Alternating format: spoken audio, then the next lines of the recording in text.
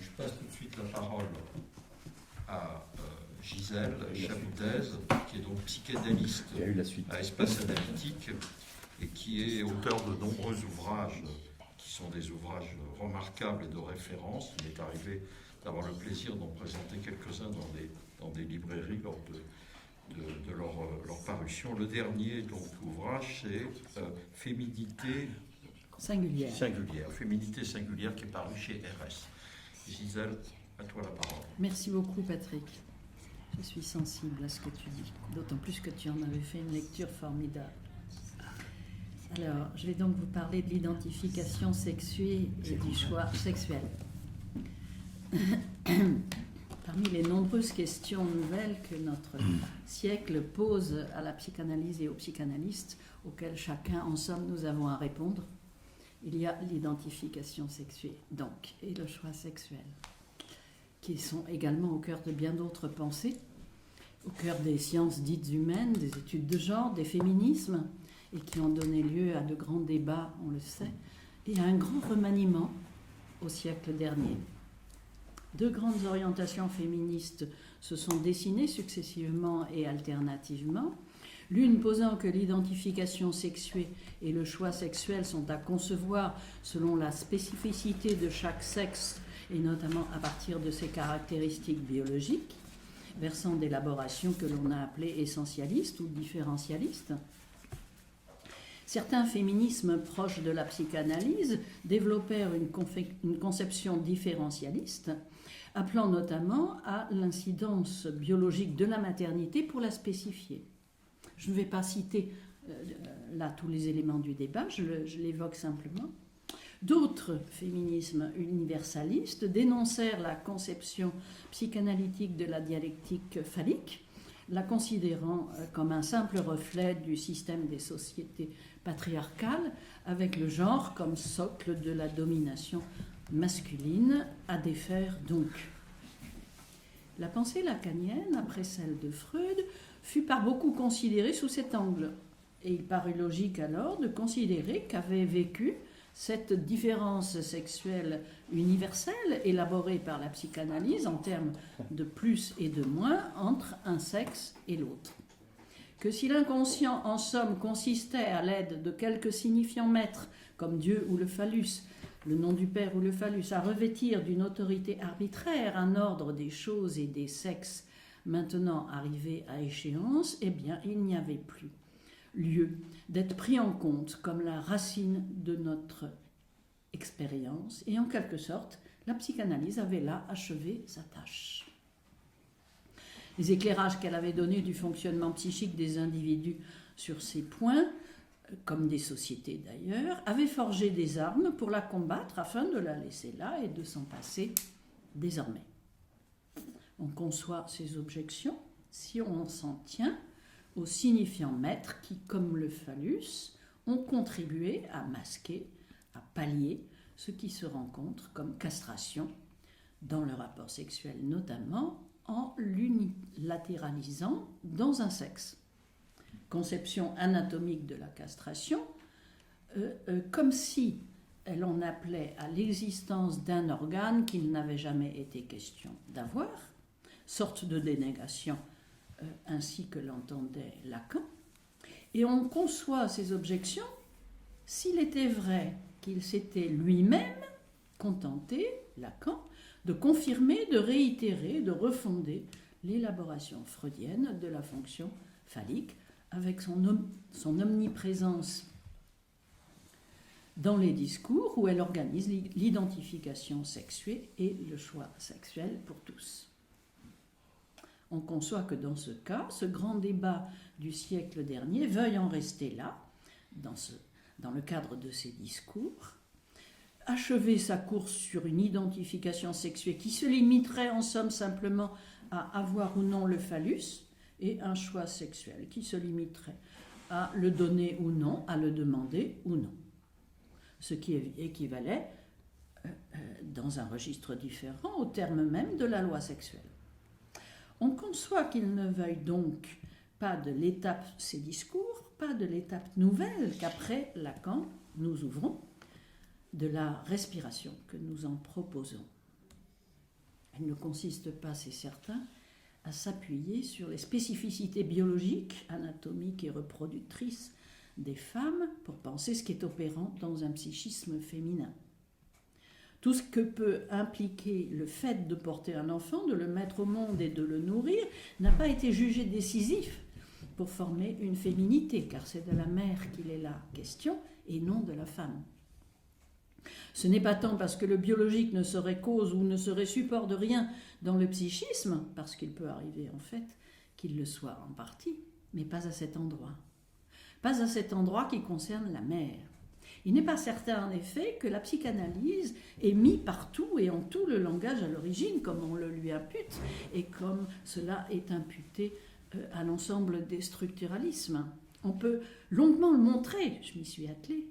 Certains courants féministes, notamment, imputent cette supposition à la psychanalyse et notamment au lacanisme d'un langage premier. Pour lui objecter que le langage, au contraire, aurait a pu être inventé comme un outil de domination de l'homme sur la femme. Hypothèse qui n'est pas sans intérêt, quoique brutale, et qui doit être donc discutée à partir des éléments dont nous disposons.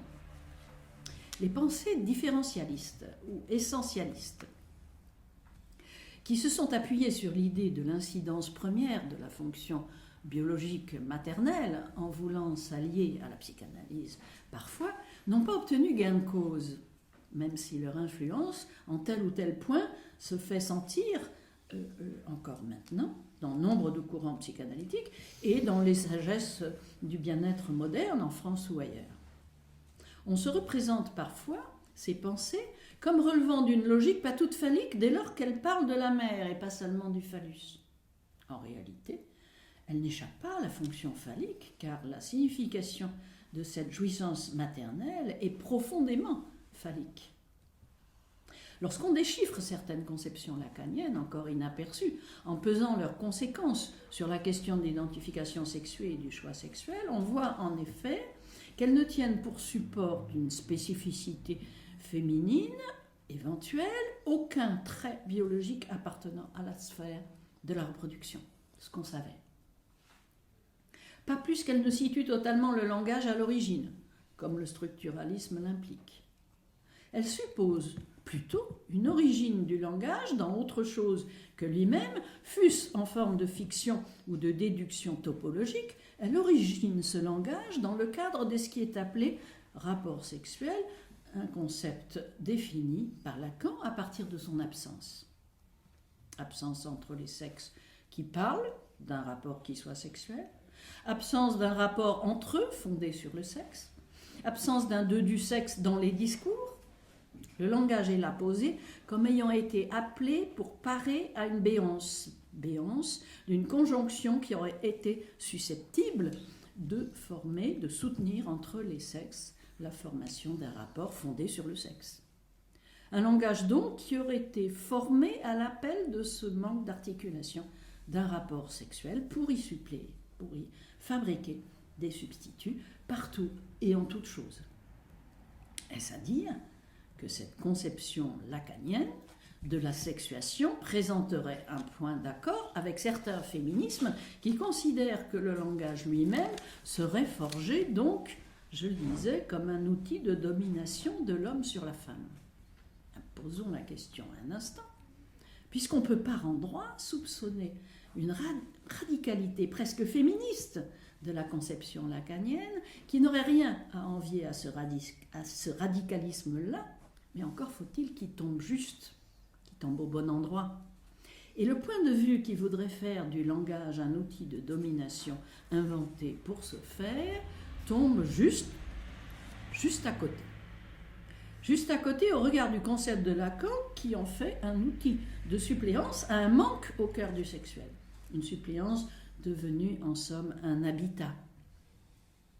Cependant, ça n'exclut nullement, et ça doit être examiné, que cette suppléance puisse avoir pour effet, pour résultat, comme le permet la fonction dite du plus jouir, de forger la grammaire d'une domination masculine, d'une préséance, d'une hiérarchie, pour reprendre ces termes à défaut de meilleurs. Pour examiner en quoi cette fonction l'aurait permis, l'aurait appelé, il faut évoquer là un autre point de proximité surprenant, dans un questionnement, sinon dans un résultat, entre une pensée féministe radicale et la conception de Lacan. Depuis qu'elle est étudiée comme telle, depuis que la pensée s'en est saisie, depuis qu'elle n'est plus une évidence, qui ne se questionne pas, l'universalité dans l'histoire de ce qu'on appelle donc la domination masculine a frappé nombre d'auteurs, une multitude d'auteurs de diverses disciplines. Et parmi les facteurs qui peuvent être susceptibles de soutenir un tel universel dans le langage, Lacan n'a pas exclu en réalité qu'il y ait une participation biologique ayant servi de support à cette logique. Cette logique qu'on va voir de la fonction phallique. Non pas un trait en rapport avec la reproduction, donc, justement, mais un trait en rapport avec celui de la sexualité, de l'acte sexuel, de l'accouplement de l'homme et de la femme. Du rapport sexuel, donc. Il y eut d'ailleurs, après lui, après Lacan, et manifestement sans l'avoir lu, certains travaux féministes qui se demandèrent si au niveau de l'acte sexuel lui-même, ce qu'on appelle le coït, quelque chose serait susceptible d'appeler régulièrement à une telle domination dans le langage. Dans et par le langage. Différents éléments ont été à ce titre questionnés dans un ouvrage américain de 1987 intitulé Intercourse, coït, d'Andrea Dworkin. On entend beaucoup cette pensée, actuellement, cette pensée radicale, qui considère que tout coït serait en somme un viol ou une colonisation. On l'entend bien sûr dans les manifestations, dans les revendications. Ça consiste bien sûr à en exclure toute la dimension de l'amour, du rapport sexuel, précisément en un moment de l'histoire où a eu lieu, en tout cas en partie, en grande partie, ce qu'on appelle libération de la femme. Ce livre s'appuie de façon très intéressante sur le Tolstoï de la sonate à Kreutzer pour souligner que le désir sexuel de l'homme s'accompagne aisément d'une tendance à la domination et à la haine. L'homme de ce texte, de Tolstoï, considère que la haine et le mépris visent la femme comme objet sexuel. Mais à l'inverse, le désir qu'il a d'elle le rend dépendant, le met en son pouvoir à elle, et il compare cette torsion à ce qui est en jeu dans la haine du juif. Le mépris accompagné de la dépendance. Dworkin se demande donc si ce mépris est la condition de ce désir, précisément, en soulignant que l'égalité entre hommes et femmes ne suscite pas cette perversion du désir. Alors cependant, avec cette question, et j'en reste là-dessus, elle est ramenée ou elle revient au point de départ sans bien distinguer ce qui serait une cause et ce qui serait une conséquence. Or, et c'est pourquoi j'en parle, ce questionnement s'approche, mais s'approche seulement, sans l'identifier, du point central qui à cet égard nous semble décisif à partir de ce qu'on peut en saisir chez Lacan et grâce à lui.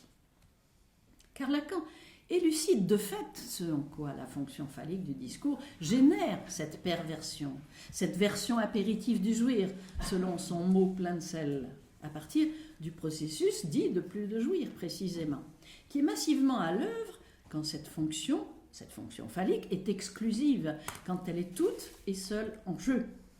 Et en étant seule en jeu, elle définit l'identification sexuée et le choix sexuel de façon totalement solidaire, dans un sens et dans l'autre. Je m'explique. Pierre-Marie soulignait hier en introduction combien il aurait pu paraître saugrenu avant une certaine étape de notre civilisation de définir une identité sexuée en se basant sur le choix sexuel d'un individu, alors que c'est aujourd'hui bien sûr revendiqué.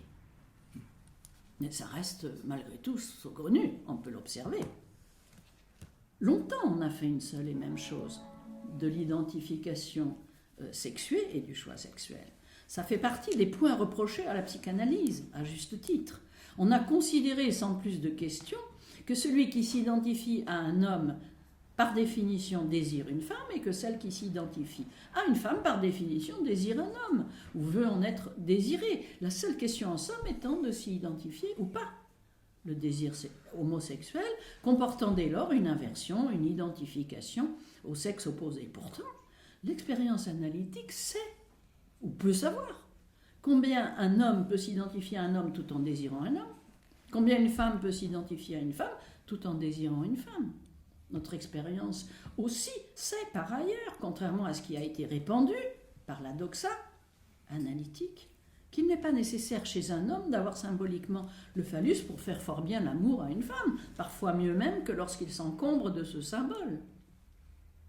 L'expérience sait aussi, ou peut savoir, que pour former un nœud à deux, il vaut mieux que toute la castration ne soit pas versée d'un seul côté, le féminin, et toute la jouissance de l'autre, le masculin.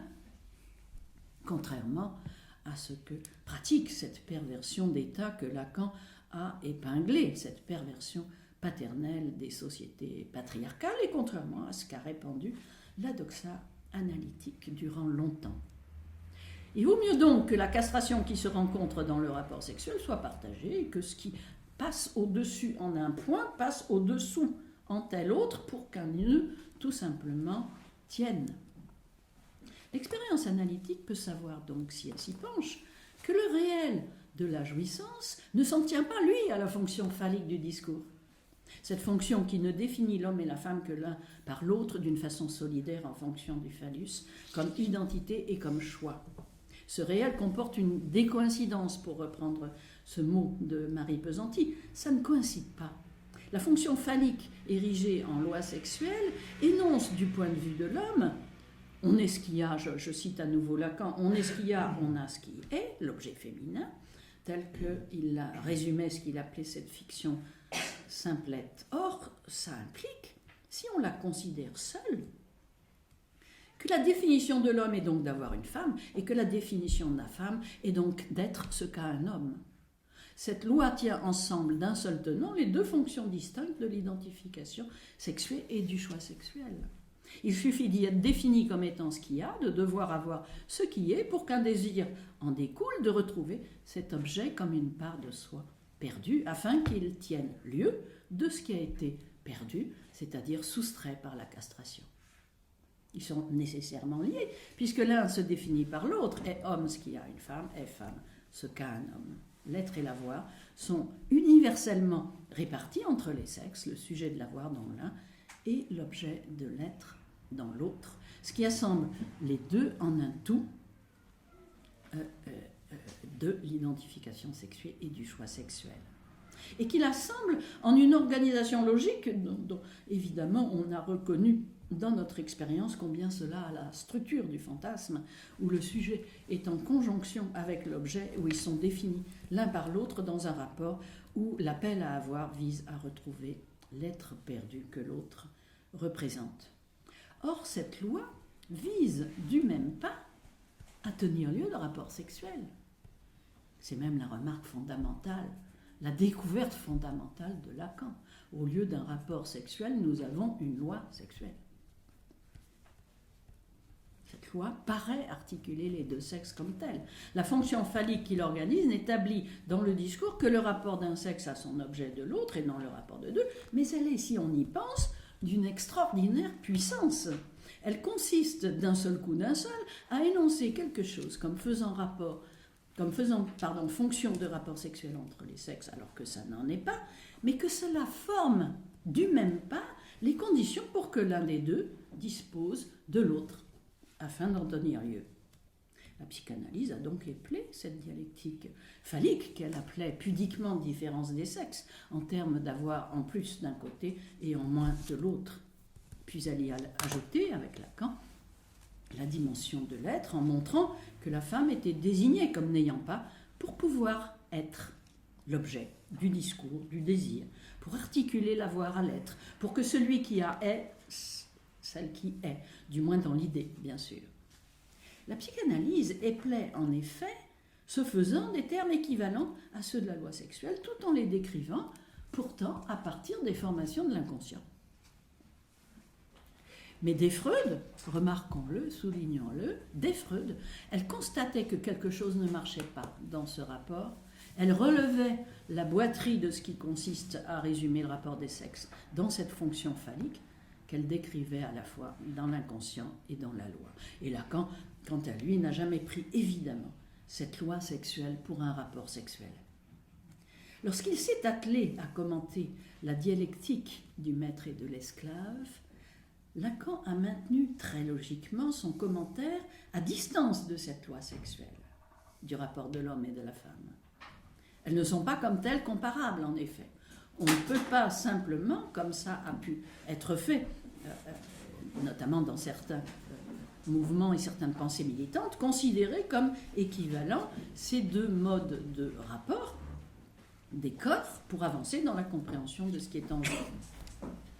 Cependant, Lacan a également remarqué, du même pas, qu'être homme ne manquait pas d'être régulièrement référé à ce qui consiste à savoir être le maître, indiquant par là qu'il y avait bien, à son sens, un ressort commun dans ce qui les organise. Il soulignait que la disposition du corps de l'esclave par le maître consiste en réalité à renoncer à une jouissance, contrairement à ce que Hegel en articule. Le maître a renoncé à cette jouissance qui consisterait par exemple à sacrifier l'autre en offrande à son Dieu, comme ça pouvait se faire couramment dans tel contexte religieux précédent. Le maître a substitué au sacrifice de l'autre le fait de disposer de son corps, d'en disposer à vie. Il a déplacé sa jouissance dans une disposition du corps de l'esclave, lequel certes a renoncé donc à disposer de son corps, mais n'a pas renoncé à, dans sa jouissance propre, ce qui fait la jouissance de ses objets, ce qui fait qu'il est seul à en jouir, comme sa voix, son regard, etc. Et ça, bien entendu, là aussi, contrairement au point de vue de Hegel. Ce plus de jouir fondamental, puisque ce déplacement est un plus de jouir, bien sûr, ce plus de jouir fondamental, historique, ce processus qui, comme plus-value, consiste à retrouver un mode de jouir tout à fait hétérogène et différent, mais pourtant satisfaisant, quand une jouissance a été perdue ou renoncée, ce plus de jouir réside dans ce cas dans la disposition du corps de l'autre au lieu de son sacrifice. C'est un plus de jouir puissant, efficace, qui a connu nombre de résurgences diverses et de déplacements dans l'histoire. Le dieu du monothéisme, lui, renonçait à sa jouissance du sacrifice humain, comme Lacan l'a fait remarquer, celle qui était jusque-là offerte aux autres dieux pour s'en tenir à son désir. Mais l'histoire de la disposition des corps, elle n'avait pas terminé sa course, il s'en faut. Un débat existe dans certains discours d'ailleurs, sans être très poussé ni très argumenté, sur ce qui est premier dans la disposition du corps de l'autre, si l'exploitation de l'homme par l'homme a donné lieu ensuite à la disposition du corps de la femme, ou bien l'inverse. L'étude du texte lacanien, quant à lui, m'a conduit à penser, à constater qu'il avait là-dessus une opinion très claire, quoique encore méconnue, un point sur lequel d'ailleurs, parmi d'autres, les études de genre et les féminismes pourraient le lire avec un grand bénéfice. On peut en effet souligner que l'homme de la fonction phallique, lui aussi, a renoncé à une jouissance. Il a renoncé à jouir comme tel, non pas d'un sacrifice, mais d'une jouissance sexuelle. Il a renoncé à jouir sexuellement avec l'autre, et lui aussi a substitué à ce jouir un jouir d'eux, qui consistait à disposer du corps de l'autre, la femme, destiné à en tenir lieu comme un plus de jouir inhérent à la construction de la fonction phallique, laquelle fonction décide effectivement pour l'homme, donc, d'un renoncement à la jouissance, contrairement à ce qu'il semble, notamment au sens juridique. La jouissance de la femme, on n'en sait rien, il n'en est pas question dans cette fonction phallique. Lorsqu'elle fonde une loi sexuelle, cette fonction, elle consiste dès lors à définir l'identité sexuée de l'homme comme celui qui a la femme, et donc comme choix sexuel aussi bien, ce qui procède du renoncement à une jouissance, à l'opposé de ce qu'on entend au sens juridique. Il s'agissait bien pour l'homme de renoncer à une jouissance comme telle dans le cadre sexuel, celle qui supposerait une conjonction des deux jouissances sexuelles, des deux sexes, en la remplaçant par ce qui consiste à disposer, à demeure, en somme, du corps de l'autre sexe, pour quelque fonction que ce soit d'ailleurs, et pas seulement sexuelle. Cette fonction définissant la femme comme ce dont il dispose formait une identité sexuée, une identification sexuée si on veut, et un choix sexuel à la fois, où la question n'est pas posée du choix de l'autre. Eh bien, c'est de là que nous pouvons pousser plus loin cette réflexion en remarquant que ce renoncement a porté en réalité sur un point où jouir sexuellement était de toute façon pour l'homme de la fonction phallique impossible. Comme Lacan l'a pointé, jouir de la femme est pour l'homme impossible, il ne peut jouir de l'autre comme corps, contrairement d'ailleurs à une femme qui, lorsqu'elle déploie une jouissance autre, c'est pour ça qu'il a pensé, et je l'ai plusieurs fois souligné, que ce sont des femmes, pas les femmes, pas d'universel, mais des femmes qui ont des hommes. Jouir de l'autre comme corps, c'est la voir, l'autre avec un grand A. C'est la voir en ce sens. En effet, précisément, ce dont l'homme donc ne peut pas jouir, rivé qu'il est, énonçait-il, à la jouissance de son organe avec sa limite. Eh bien, cet ensemble me semble présenter une très forte cohérence, une grande logique, et il permet de saisir quelque chose que Lacan ne répétera plus alors à partir d'une certaine date lui-même, après l'avoir établi au long des années 60, mais qu'en fait il impliquera sans cesse jusqu'à la fin de son dire, que si l'homme ne peut jouir de l'autre comme corps dans le rapport sexuel, qui est aussi le rapport des sexes dans ce cas, c'est du fait de la limite de la jouissance phallique incarnée dans cette détumescence qui l'accompagne et dans ce que le langage en a fait. Voire en ayant possiblement ce langage de là émergé, comme il l'évoque. Cette limite phallique, en effet, comporte une grande incidence sur une conjonction possible des jouissances des deux sexes. Elle a pour résultat cet homme lacanien, si on peut dire, c'est-à-dire cet homme marié avec le phallus, qui n'a pas d'autre femme que ça. Le phallus n'étant pas évidemment l'organe, mais le symbole et le signifiant, que le langage y a substitué pour oublier la limite tout en la vouant.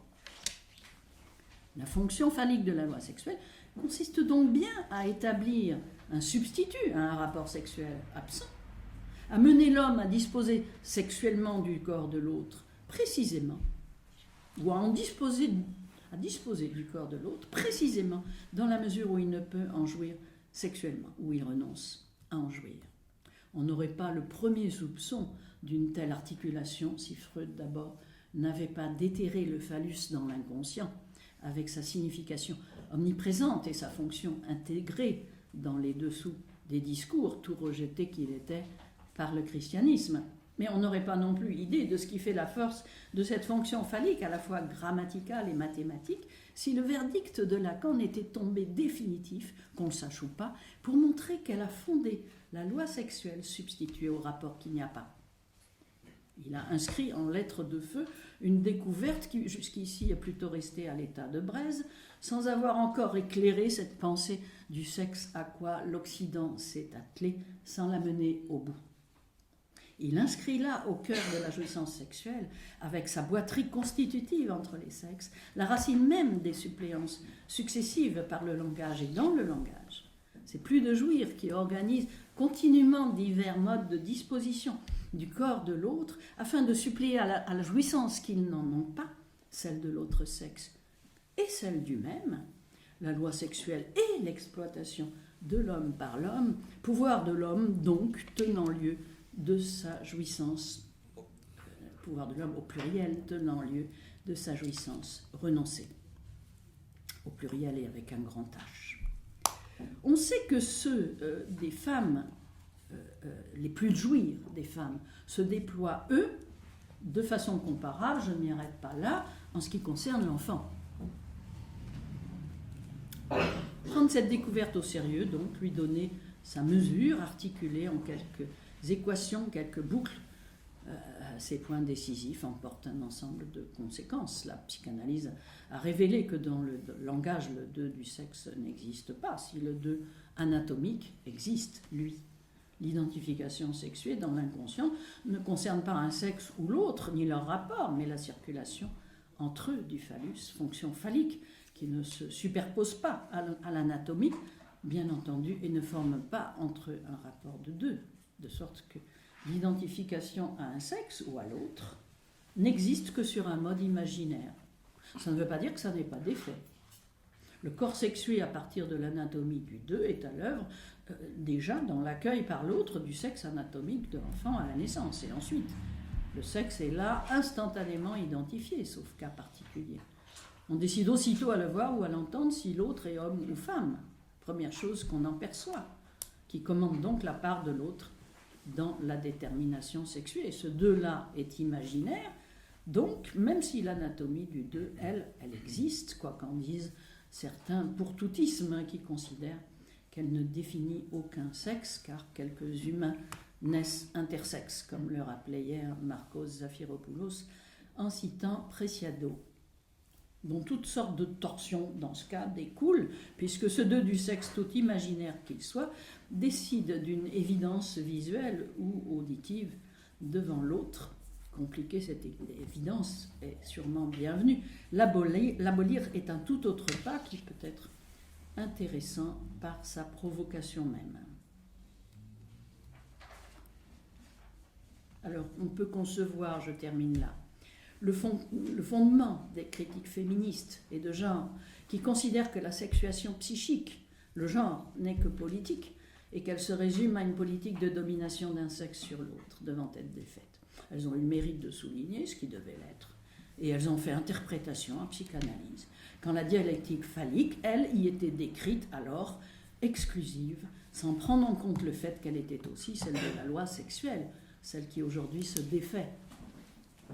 Mais ces critiques féministes ignorent, puisque ce n'est pas encore suffisamment déchiffré, que Lacan en avait tiré, lui, les conséquences, après l'énoncé que l'inconscient, c'est le politique, en montrant l'existence au cœur même du rapport sexuel, au cœur de la béance de ce rapport sexuel, celle qui en appela avec le langage à cette loi sexuelle, eh bien, c'est-à-dire un appel au politique. Je m'arrête là.